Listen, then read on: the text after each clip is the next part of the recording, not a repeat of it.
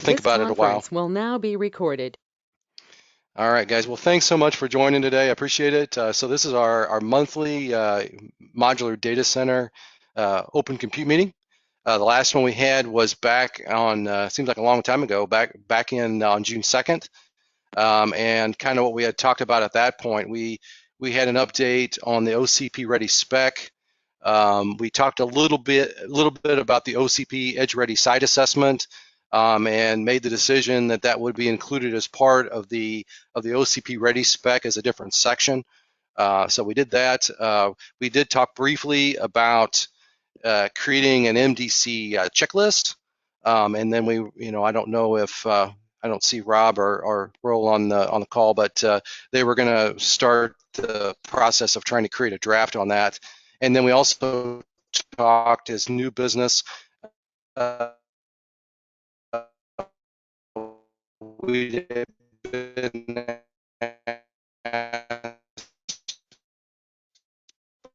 leadership to establish some Robert, I think you're breaking out. 3, 6, and 12 months goals, which we talked about a little bit, and came up. We discussed completing a draft of the OCP ready spec. Oh, I'm sorry. Hold on, let me try something else here.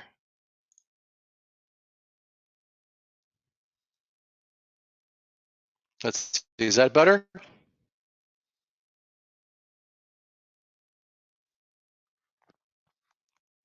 Can you guys hear me now? Is it better now? Yeah, much better. Yeah. Not. Can you guys hear me? Okay, sorry guys. And so then let's see, for 3 month was the MDC checklist, 6 month was a draft of the OCP ready spec, and we talked on how to optimize designs via rear door heat exchange using OCP racks.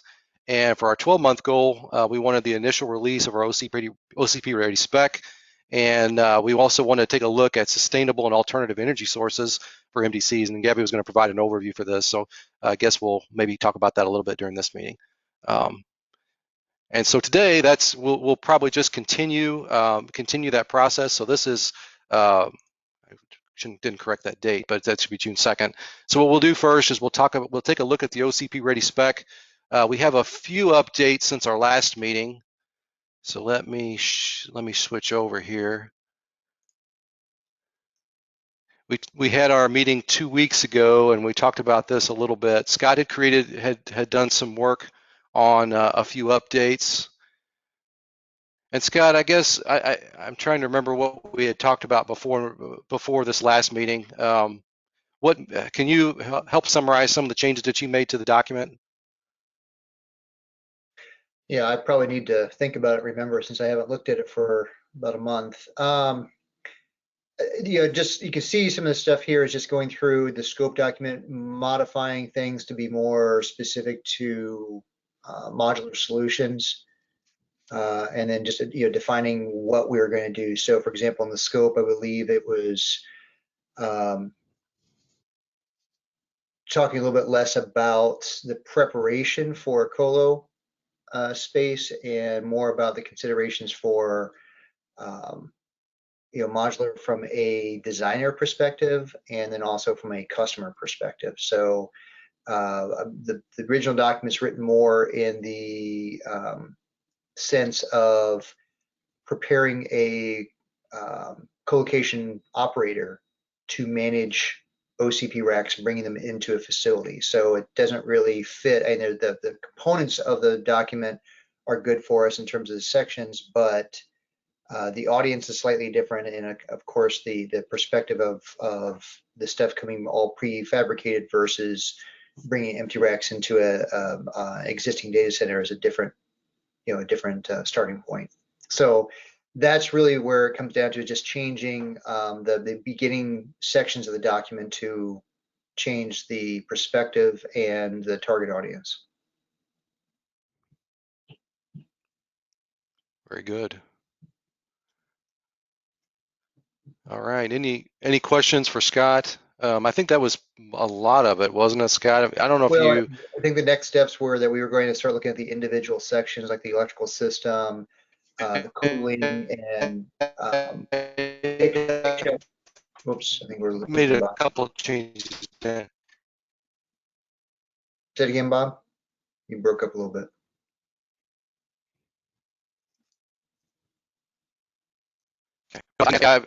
Go ahead. Sorry. I think I interrupted you. No, you're cutting out a little bit, so I couldn't quite hear what you're saying.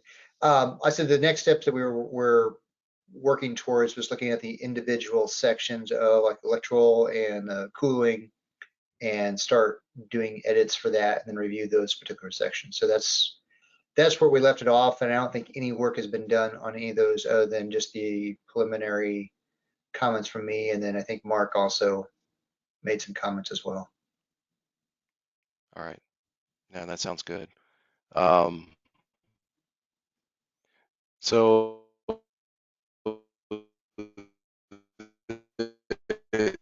the only other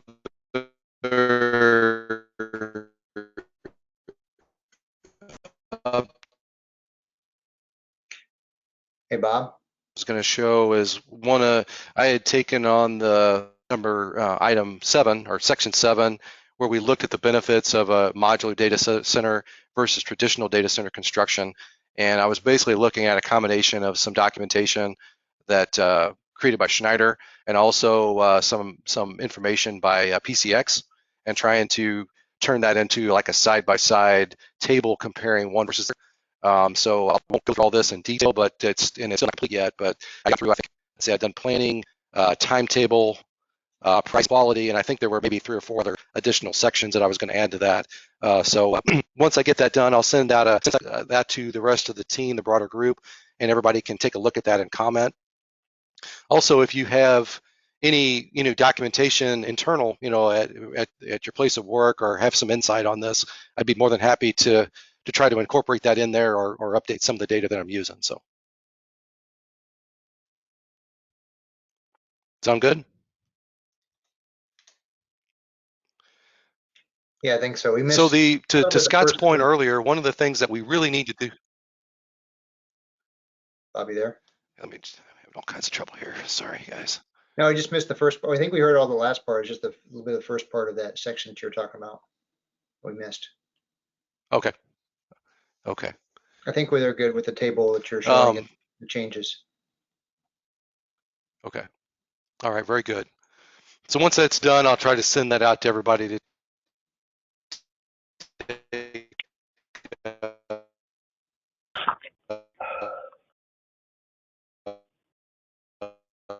a close look at it, and please offer any comments or that you feel are um,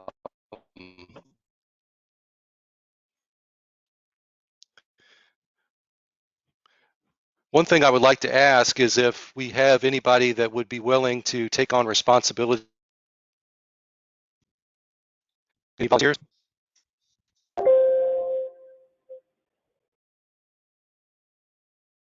And Bob, can you repeat that? You're unfortunately you're still cutting it out. It's sections of clear and then completely unclear.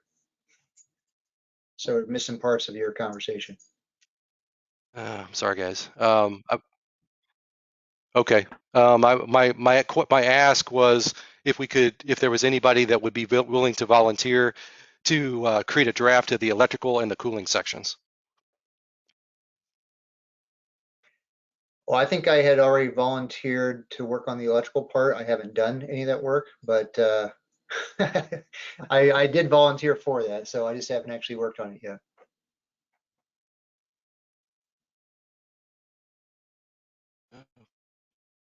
Okay.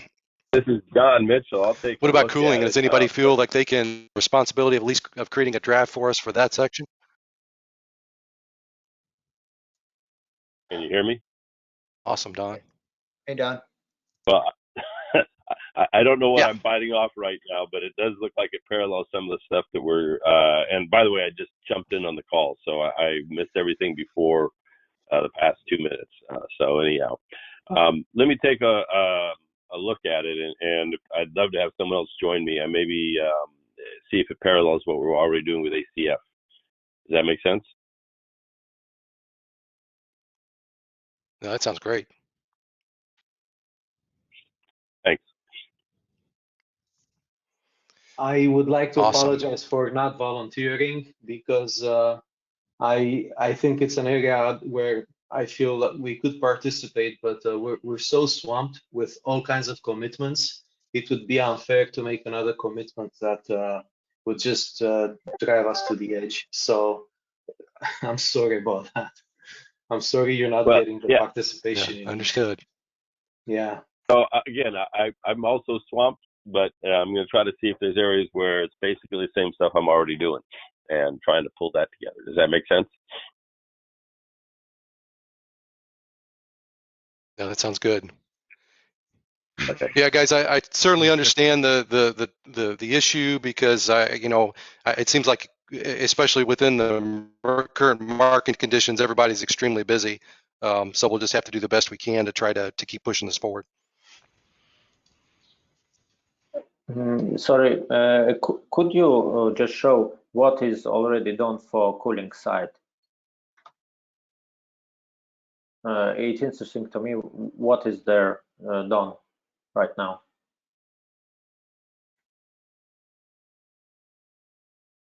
Well, at this point, it's really just an outline. So there's no real there may be some data that we have in here from the original guide, the template that we had, but I don't know how much of that's reusable. So I will send you a copy of this document that we're using, and then we can take a look at it from there. I think I can hear. Let's see. We had there's some information on a cooling system in here, the different sections that are, and these sections are actually included in this document. So we've got Okay. Okay. air containment, rack density, etc. Yeah, and so this, again, it's just written in terms of managing airflow within a typical co-location facility around OCP rack. So the idea would be to reform this section to make it modular specific. So a lot of things might still apply, but then there's probably other things that are very specific to a traditional facility versus a modular facility. Those things, there should be a lot of crossover between the two, but there may be a lot of things we want to add, like the types of cooling systems. And I don't know that that's actually covered in here in terms of different types that are typically used, and also that from a future standpoint, what would be likely to be used. So I know like liquid cooling has been brought up several times. And so the types of cooling are not listed in that section, if I recall. I don't think it's again more about airflow and containment and density, as you see here in the heading. I agree. We need to make some points about the possible rack capacity and available way to cooling it in a modular data center, and maybe add something about new technologies which is possible to use for OCP. The more I look at this, the more I see a hugely broad topic that needs to somehow either be covered superficially or with a series of papers, because the cooling topology is going to dramatically impact the modular structure entirely, and vice versa. There's some cooling technologies that don't align with some modular concepts. On the other hand, if you go to immersion cooling, like the air cooled, you can only go so far with that before you start bending it and getting to. But if you have an air cooled environment, it's entirely different footprint, shape, functionality in many cases than a liquid cooled environment. broad scope. Yeah, and I think it's still intended to be broad at this level, at least for this document, right? So it's to help address the considerations and make sure that if somebody is looking at this from a design perspective, that they're thinking those things through. But clearly, it's going to be up to the modular manufacturer to work out those minute details in terms of the actual design. So this is more of a things to consider type document as opposed to getting into the the very detailed level design. I'd see a bit more was, and that's one of the things we're struggling with this document is, how detailed or how deep do we go? So that's why I continue to try and keep the audience in mind of who we're targeting this for, and this is more for it is for the manufacturers, but also for design engineers, specifiers, customers in some cases. So I see this as more of these are the considerations to look at and to review. Because yeah, I know what you're saying. If you get in, you can get into very minute details in terms of the domino effects of changing one thing versus another, right? Especially with modular, change one little thing and it affects everything else. Well, it almost goes to the point of making 3 or 4 white papers, discussion papers. One for a liquid-cooled modular data center. The other would be for a refrigerant-cooled, and the third might be for some evaporative air exchange modular data center that could be used in limited parts of the climate or areas of the world. Beyond that, and you definitely have a whole different footprint with, say, an immersion or even a cold plate type environment than you would for a refrigerant DX kind of system. That would almost you need to bifurcate it pretty early. There's no point in trying to mix the discussions. At least I don't see if you between immersion. They're so different between immersion cooled footprint topology, layout, everything else than you would a DX air cooled IT environment. Let me see if I'll start something there, but I see at least 2 different work streams coming out of this. It's Mark Dancy. One other thing to mention, I don't know if you can see, we got these matrix reference numbers against the different sections within these chapters. So Scott, Bob, are you aware of what this is? Have you? No, actually, I'm not. Now that you mentioned that, yeah, and I was kind of looking at those. So is that another document for each one of those? What is that? So if you can scroll to the end of the document, please, it will become more apparent.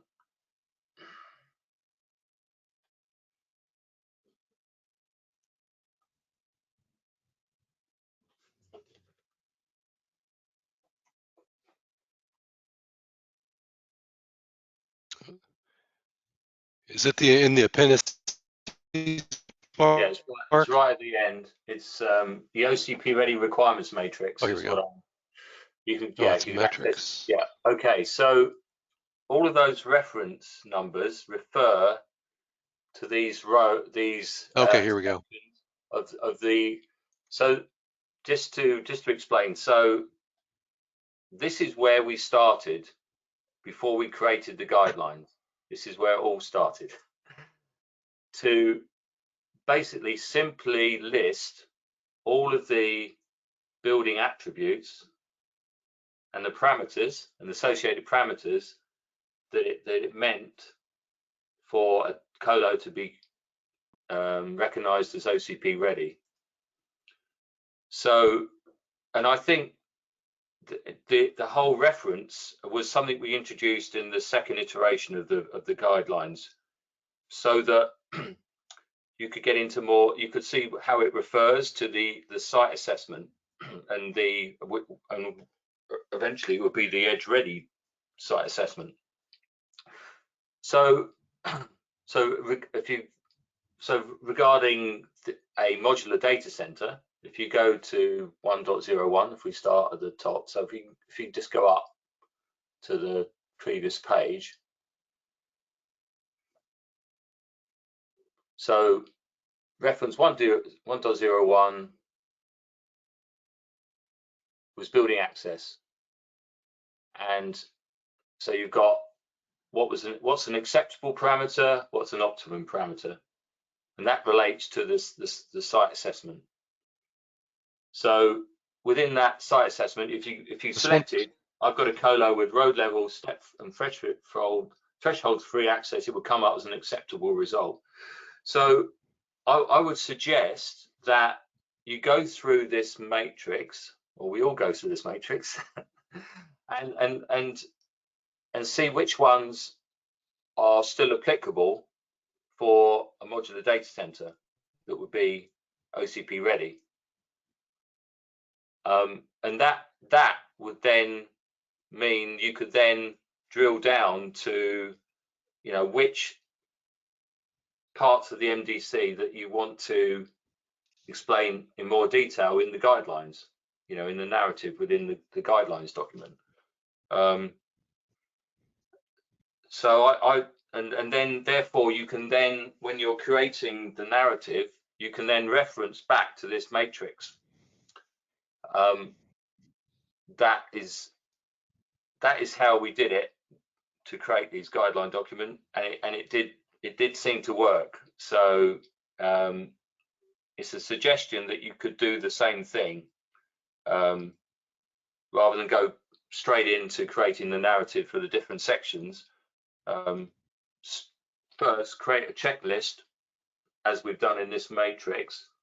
What's important? What do we want to define as OCP ready, an OCP modular data center? Is it the delivery pathway, the heights of the doors, the widths of the doors, and all the other electrical aspects and things like that? Yeah, Mark, I think that's a good idea, because again, just keeping us on track in terms of the scope. Again, in the spirit of the document, the intent was to use the framework of the OCP ready for colo, and then modify that for modular, as far as what's specific. So yeah, I agree. I think it's a good way to kind of bring us back on track in terms of what we're trying to accomplish with this document. Okay, great. So the link, if you click on that, the OCP ready requirements matrix link, that takes you to a Google Sheet. So that's where you want to make the modifications, the changes, and then that syncs into this document.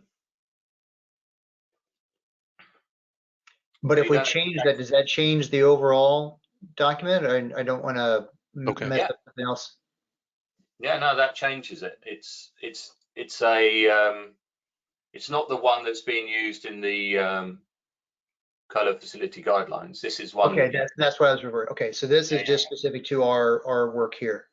Yeah, but that's yeah. So the idea is that you could continually change the Google Sheet, and it updates it in the guidelines document, rather than having to update it in two places, and therefore become you can then make this a more dynamic document for future changes for technology as we develop other OCP hardware.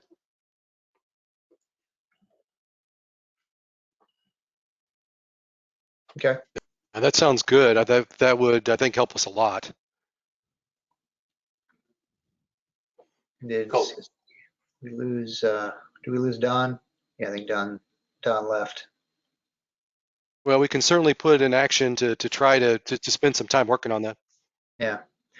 Yeah, I think to where in this is where it gets difficult, because if you don't spend a lot of time with this and then we go off for a month doing some other stuff and then come back to this, again, tend to lose focus on what we're trying to accomplish. So back to Don's comments about, it's a little bit of issue of trying to boil the ocean, right? In terms of, if you leave it completely open to all the possible cooling scenarios, yes, it gets very daunting.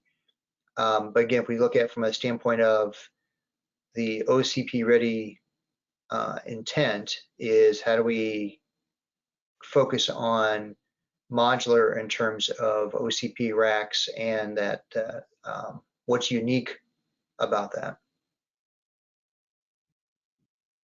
But I think there's still some value in terms of what Don's trying to get to, and all the different cooling types. I think we just have to be careful not to try to define a spec for cooling for data centers as a whole and just look at it from a OCP perspective. But we're not there yet. So I'd say, Mark, I think it's a good idea to go through this. This helps us at least outline more specifically what we're trying to put in the document or leave out. Yeah, I think so. And the cooling is the section that you probably wouldn't want to use unless you start creating lists for different types of cooling systems, because this is just for forced air, not how the forced air is created, but how to deliver the forced air to the rack. But obviously wouldn't be appropriate if it was an immersion tank or a cold plate system. So it might be that decision to be made: do you create a completely separate cooling section, or no, I think something to be, or you just I'm not sure what the best way forward is for the cooling as regards this list. Hey guys, this is Justin. I got I guess a question and a statement here. So I'm looking over the charter for this modular data center project, and it really centers around OCP hardware. And I'm curious, we specifically mentioned OCP racks, and I'm curious if we keep that in the forefront, if that will help us narrow down the scope a bit. Meaning that is it worth to say, look, here's a modular data center, whatever size it is. We know we're going to be populating with OCP racks. Let's have the conversation on in a modular data center, if we're going to populate it with OCP racks, what is the best way to cool them? Because another listing within the charter has to do with energy efficiency, scalability, maintainability. So if we keep these terms again in the forefront, is it a better avenue to narrow this scope down and say, okay, again, here's the modular data center, here's the OCP racks. Let's get together, discuss from a power perspective, from a cooling perspective, what is the most optimal and energy efficient way to cool this. Once that's defined, then we can work on specifically listing how we're going to do it. What do you guys think about that as a process to narrow this scope down? Is that? I guess my only comment with that would be that I think that gets tricky in terms of agreement on what's the most efficient way in terms of energy, in terms of water usage, parts of the world, what densities you're looking at versus, you're looking at 5 kilowatt per rack scenario in a larger solution or a high density. So it gets tricky when you say that, because it's kind of like saying what's the most efficient cooling solution for a data center. You have to define what size data center, what's all your parameters. So that'd be my only concern with that, is that it kind of gets back to, it sounds generally speaking good, but saying what's the best that we recommend, I think that's where you're going to get into some challenges in terms of agreement. Yeah, understood. So then I guess, are we saying that, kind of to Don's point, is this going to end up being multiple papers to kind of give the multiple configuration types depending on where you're going to put them? Is that kind of where we're leaning? Well, I guess where I was kind of taking from Mark's standpoint of, I don't know that we want to necessarily define what the customer should be using or what is the best solution, but again, considerations of what's different about a cooling a modular solution versus a traditional. What are the points to look out for? What are the design considerations? So let's assume that every cooling solution that's available for a traditional data center is also available for a modular data center, that there should be no differences, but the implementation of those cooling solutions maybe have some specific challenges when you look at a modular standpoint. So what are those? So that's where I'm thinking from kind of what you're saying, at least I'm just stating my opinion here. Probably the cooling architecture overall for data centers is a whole separate topic and separate white papers and everything. And I don't know that we want to cover that here in a modular space, because the types of cooling, whether it's liquid, DX, direct air, all those things, that is a whole nother topic for data centers as a whole, and maybe OCP as a whole, but not specific to modular. Scott, can I add some thoughts about that you're saying? If you go to the OCP marketplace, you will see there already some products which implemented in modular data center, like PCX or Swedish modular, and also you can even find an immersion cooling modular data center. So and also I see the Carl Rabe that is also here, and he presents also the solution with direct free cooling for OCP rack, and taking that into account that there already exist the cases for OCP racks, we can just going through it and take the common thing for our guidelines. What do you think? Because it's already have done. Well, the specifications that you're referring to in terms of the Swedish modules or PCX, those were the original plans that we did for this this subcommittee, where we created those individual specs, and then they were kind of a guideline. You know, just we picked 2 different general types, right?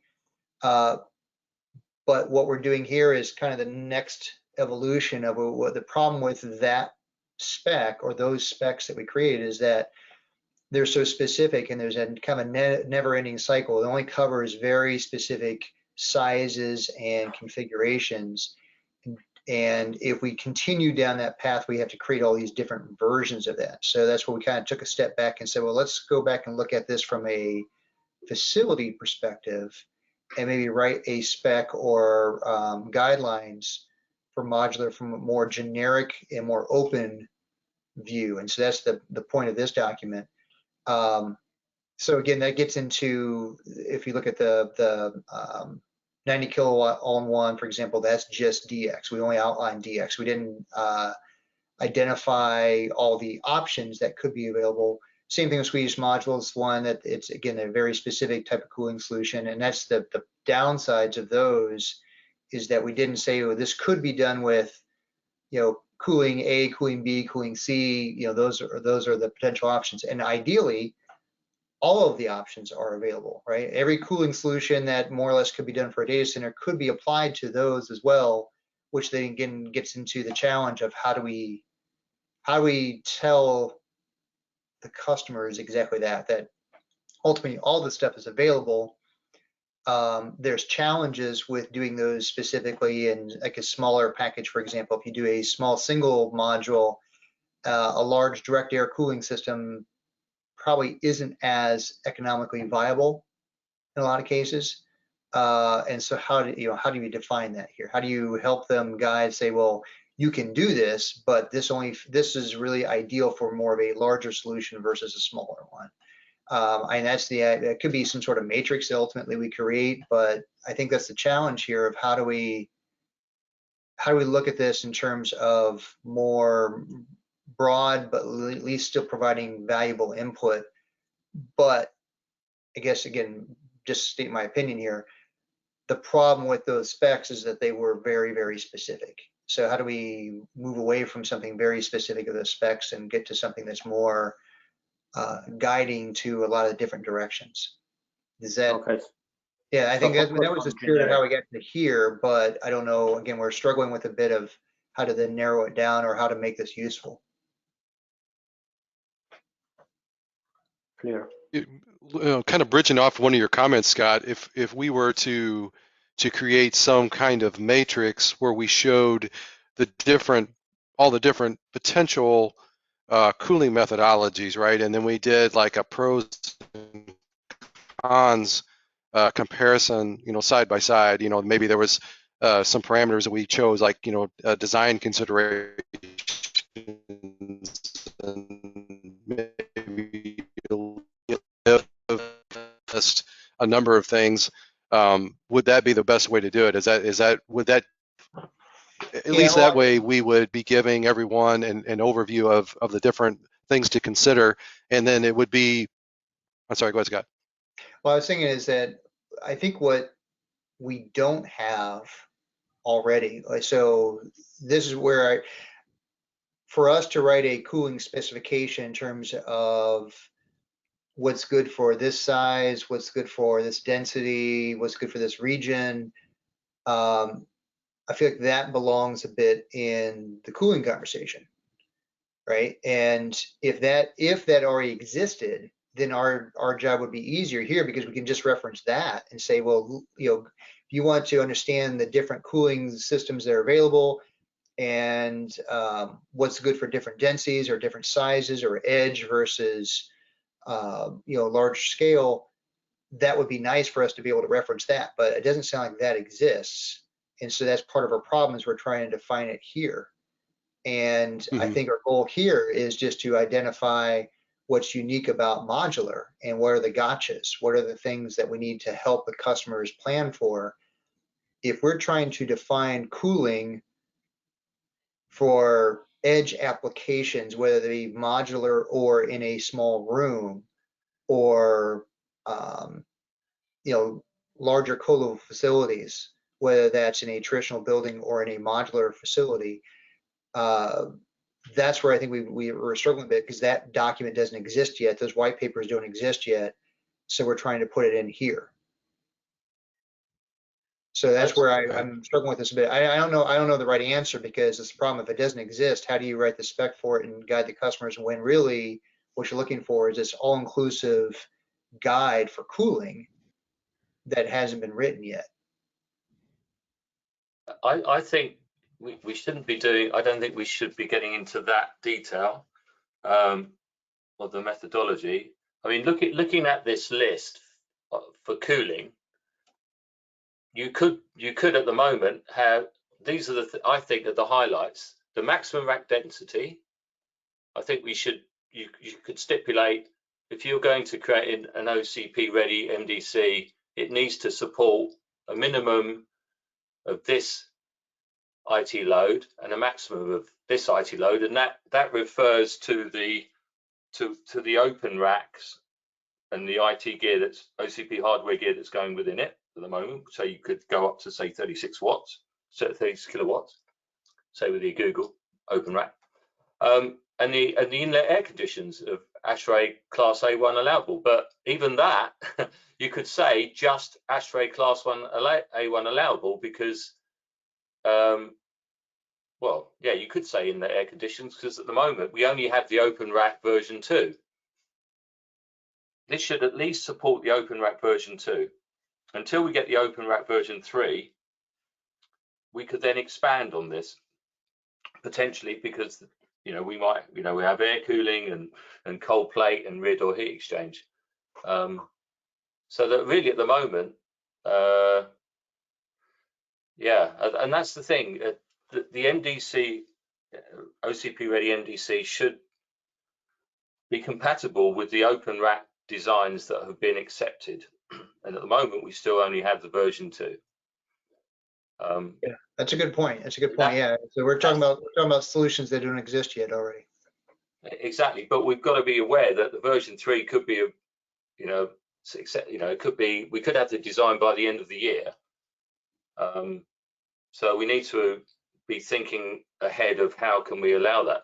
I mean, at the moment we've got a change going ahead, hopefully, with the colo site assessment and the guidelines, the colo guidelines for rear door heat exchange, because there is a product out there where a rear door heat exchange unit can be fitted to an open rack. So therefore we need to change the guidelines of the colo guidelines to allow for that. So at the moment I can see there's 2 types of cooling solution that you could say is supported, and the MDC should support. But the question will then come when we get an immersion tank, which has got OCP hardware within it, and an immersion tank that isn't an open design, but it's got open OCP hardware within it, and we don't have that yet. The Submer one has not been accepted yet. When hopefully that does, or an Asperitas or another company get an accepted tank, then probably at that point we then should have an MDC OCP ready specification, which allows for those designs as they become accepted. So yeah, it's a moving target. Is what I'm trying to explain, that we need to somehow allow for that as this develops moving forward.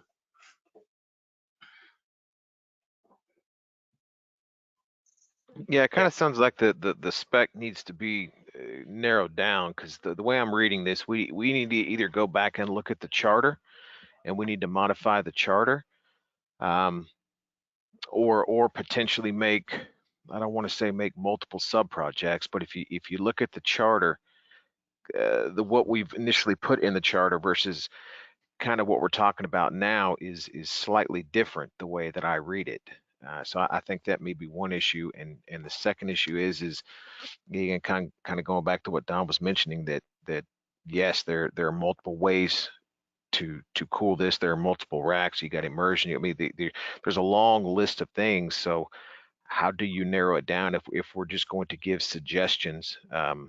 How do you narrow that down and make sure that you don't get scope creep as we go through this, and you just never really dial into anything? Well, I think at the moment, Justin, we've only got the version 2 rack that this should be applicable for. We don't have an open design immersion tank, and we don't have a version 3 rack that's been accepted. So what are you thinking, Mark? So yeah, we only have version 2, which yeah, is air cooled, and potentially a rear door heat exchange unit that can go on the back. But at the moment, we don't even know that's going to be accepted. I don't know if that's going to go through the process to be accepted by Rack and Power, because they have to accept these these designs. So then, Mark, it kind of sounds like then that actually might be something to help us narrow down as we go through and start to create this spec. If you're going to say, if we're going to say, excuse me, if we're going to say that the OCP version 2 rack is really what we're going to put in the modular data center that we're designing, that does kind of narrow down as far as power and cooling, right? At least a little bit. Indeed, and this is Okay. this kind of facility guidelines has been based on the requirements of that open rack. Yeah. So then we kind of tie in. Yes, sir. And backward compatibility as well with previous versions. So then, if we were to take what you're saying then and really put that as a forefront, and then use the OCP ready MDC guidelines that we're looking at, that we have on the screen now, that actually could be a framework to help really narrow down the scope of exactly what we're trying to accomplish. Do you agree with that? Absolutely. Yeah. But, Okay, but cool. yeah, and it's sort of, things like the minimum cold aisle width. Well, if there isn't any air containment because it's using a rear door heat exchange unit, then potentially, that we somewhere in this list that needs to be identified. You don't need, maybe you need a minimum for maintenance, but you don't actually need a minimum depth within an aisle for the cooling purposes, because the air delivery is not, maybe, it's not forced air as such, it's ambient air. So yeah, that's the sort of point I wanted to make. I would like to ask a question to the group, actually. I'm thinking about various technologies, and by the way, just prepared a presentation for today where something novel will be presented. But the question is this: obviously, there will be many manufacturers, and even more will come to the table with various types of designs. And I'm just wondering if maybe it would be a better direction to start defining interface criteria between a standard OCP rack or a standard, let's say, modular data center, like a container, by size, by opening size, by interface in terms of mechanical attachments or mechanical interface of whatever nature those are, and let the industry be creative and utilize whatever technology they employ to make the heat exchange process in whatever means feasible, which have to be qualified according to other, criteria in any case. But sort of like, instead of defining the type of cooling that's accepted, or yes, I understand if it comes to a rack, like a immersion rack, definitely that requires acceptance. But if it is not a different rack, and it's talking about using standard racks, and just the interface method is different, maybe there should be a stop line where the manufacturers can be allowed to be as free as possible, rather than I don't know, impose limitations. And I'm not using the right word, imposing limitations, but it may feel in certain cases that limitations are imposed. I don't know how that can be approached and how it can be successfully implemented. Yeah, if I understand what you're saying, I think that I was trying to get to kind of a similar thing, is that this document really isn't intent. Again, what we're looking at here is actually the facility document, and we're modifying it. So this is the guidelines. What's in front of us right now is the guidelines for the co-location facility and the considerations for that. So we're trying to modify that to fit modular. And to your point, I think if I understand what you're saying, is we really shouldn't be defining the cooling solution per se, but just more or less outlining, here's again, maybe back to what Mark's saying, is these are the considerations or concerns for a modular facility specifically. So we don't need to define whether it's DX, chill water, direct air, any of those things. Those are options all available, and it may depend on the size, may depend on the location, it may depend on customer's preference. It depends on several different factors which one to choose, but all of those are available. And we don't need to define how to implement it. We don't need to define necessarily what's the best or what's the worst, because that's a quagmire of conversation that we can't get into in this spec. We just need to make sure that for the current approved OCP rack, this is, as Mark said, the maximum minimum density. These are the airflow requirements. This is the physical size. These are the potential options that you could use for cooling it, but again, you're not limited to those things. And I think that kind of would cover Yeah. it, at least for what we're trying to do here. Well, Or today. I think it's a very complex and broad subject, and maybe if we start having a look at this document once Bob will share it, we can make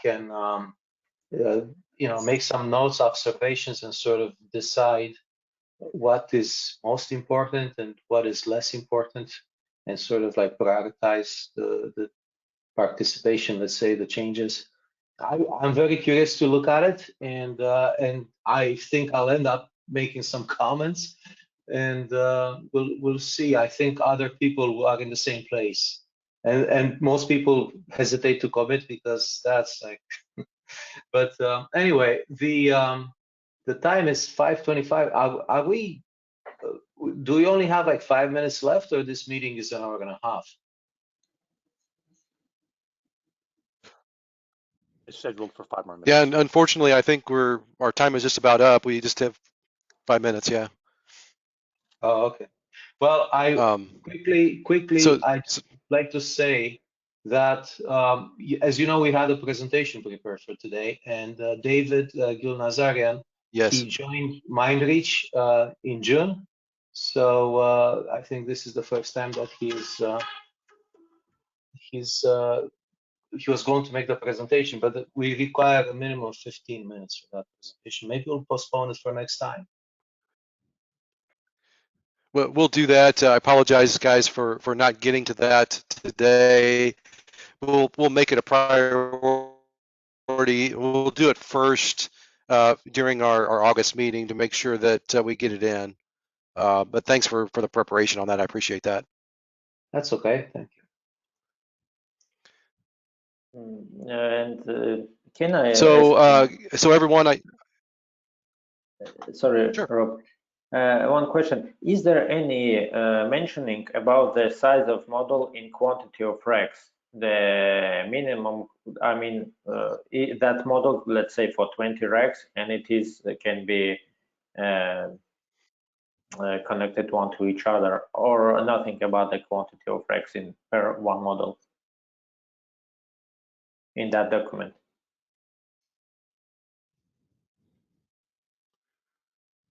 I'm not sure if I understood the question.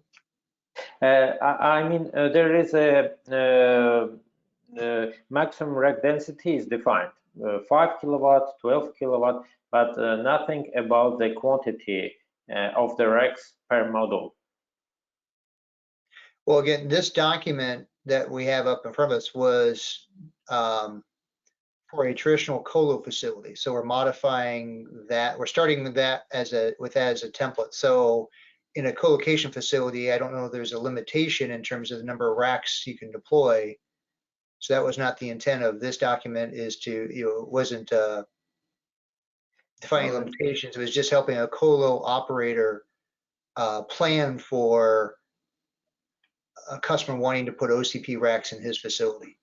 I think it will be easier if we define let's say the one model is, let's say, for 20 racks, and according to that we will create our cooling demands and energy inputs and etc. and etc.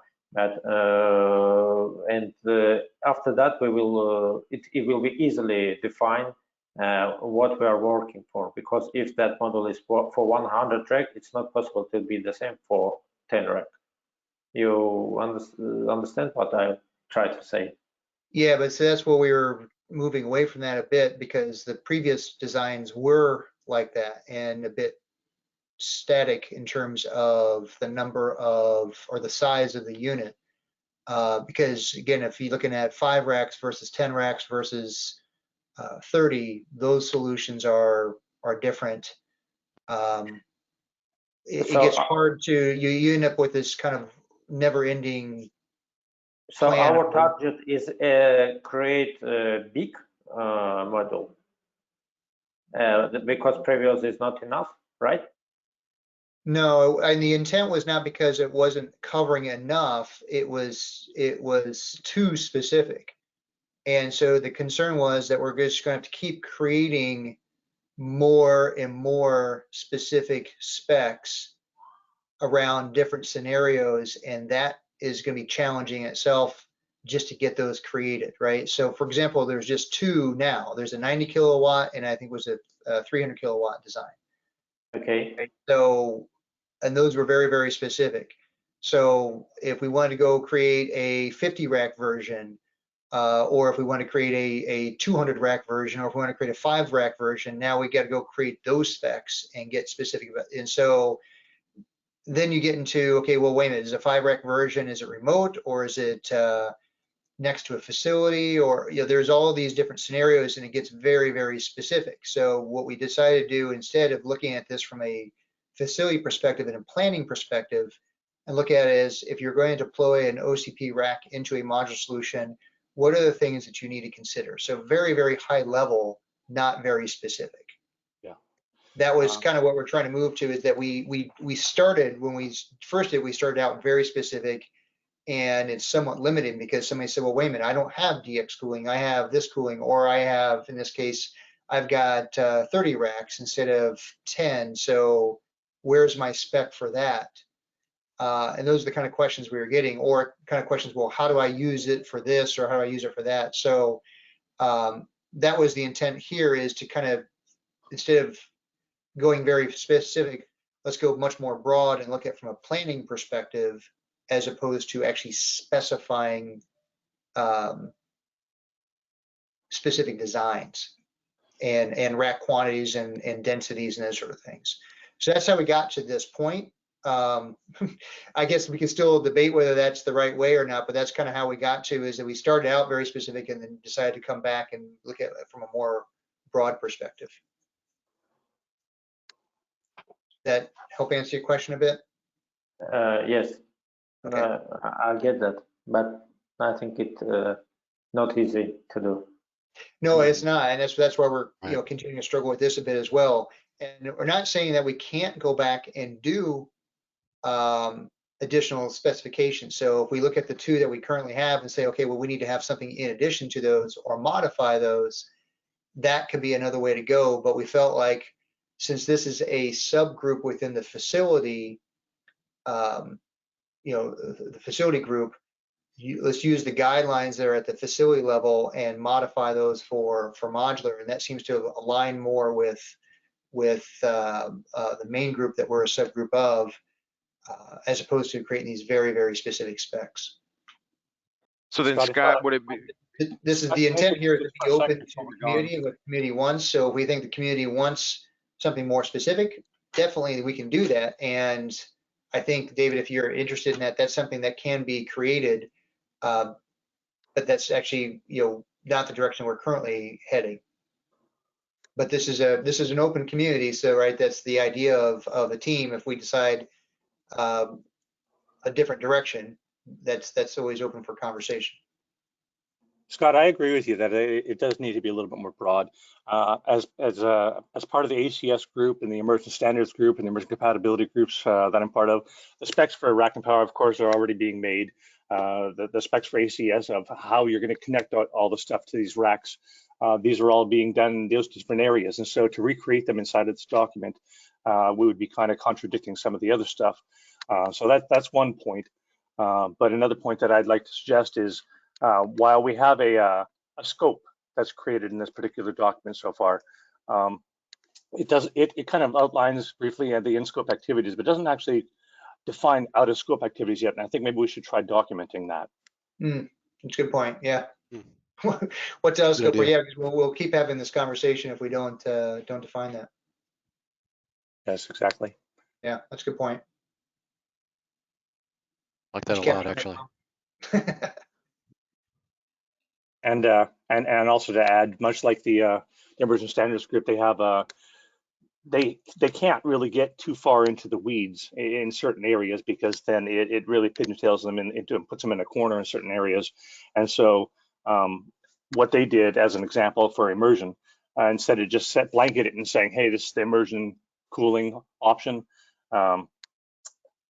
they said, okay, there's single phase, there's two phase, there's on chip, and they dissected the three of them inside of there. So inside of here, maybe you could go with rack power 1, version 2, and a proposed version 3, which is not officially released yet, but it is underway. And I do talk with the other groups professionally on the side, outside of OCP, that are hoping to bring that immersion ready OCP rack to the table before the end of the year for sure.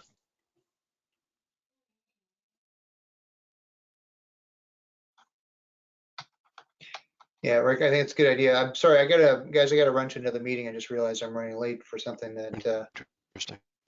I Okay.